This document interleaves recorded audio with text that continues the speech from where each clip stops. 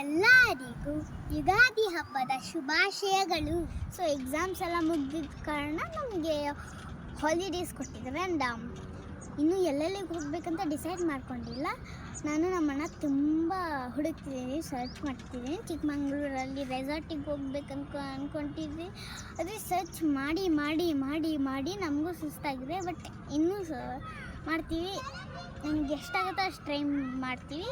ಅದು ಸಮ್ಮರ್ ಕ್ಯಾಂಪಿಗೆ ಮಾತ್ರ ನಾವು ಹೋಗೋಕ್ಕಾಗಲ್ಲ, ಯಾಕಂದರೆ ಈ ರೆಸಾರ್ಟ್ಸ್ಗೆ ಹೋಗಬೇಕು. ಆ್ಯಂಡ್ ನನಗೆ ಅದನ್ನು ಹೋಗೋಕ್ಕಾಗಲ್ಲ. ಸೊ ಸಮ್ಮರ್ ಕ್ಯಾಂಪಿಗೆ ಹೋದರೆ ಮತ್ತೆ ಬರಿಬೇಕು. ಆ್ಯಂಡ್ ನನಗೆ ತುಂಬ ಏನೋ ಮತ್ತೆ ಬೇಜಾರೂ ಆಗುತ್ತೆ.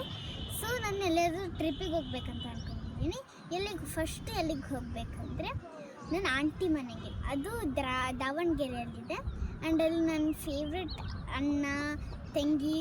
ಆ್ಯಂಡ್ ಅಲ್ಲಿ ತುಂಬ ಕ್ಯೂಟ್ ಇದ್ದಾಳೆ ನನ್ನ ತಂಗಿ. ಅವಳ ಹೆಸರು ಆರ್ವಿ ಅಂತ, ನನ್ನ ತಂಗಿ ಹೆಸರು ಆರ್ವಿ. ಆ್ಯಂಡ್ ನಮ್ಮಣ್ಣನ ಹೆಸರು ಆರ್ಯ ಅಂತ. ಆ್ಯಂಡ್ ಅಲ್ಲಿ ಹೋದರೆ ಪಾರ್ಕ್ ಇರುತ್ತೆ. ಇಲ್ಲಿದ್ದರೆ ತುಂಬ ಬೋರ್ ಆಗುತ್ತೆ, ದಿನಾಲೂ ಮನೆಯಲ್ಲೇ ಇರಬೇಕು.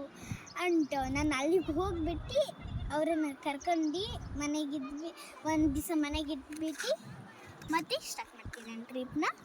ಅಲ್ಲಿವರೆಗೂ ನಾನು ನಿಮಗೆ ವ್ಲಾಗ್ ಮಾಡ್ತಾನೆ ಇರ್ತೀನಿ, ದಿನಾಲೂ ಒಂದು ವ್ಲಾಗ್ ಮಾಡ್ತಾನೆ ಇರ್ತೀನಿ.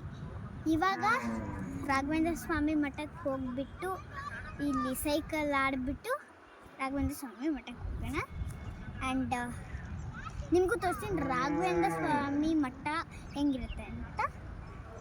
ಇವಾಗ ಮಠಕ್ಕೆ ಬಂದಿದ್ದೀವಿ. ಆ್ಯಂಡ್ ಕಾಲು ತೊಳ್ಕೊಂಬಿಟ್ಟು ಮಠಕ್ಕೆ ಹೋಗೋಣ.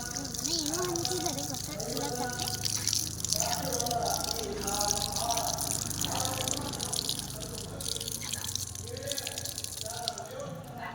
ಬನ್ನಿ ನೋಡೋಣ.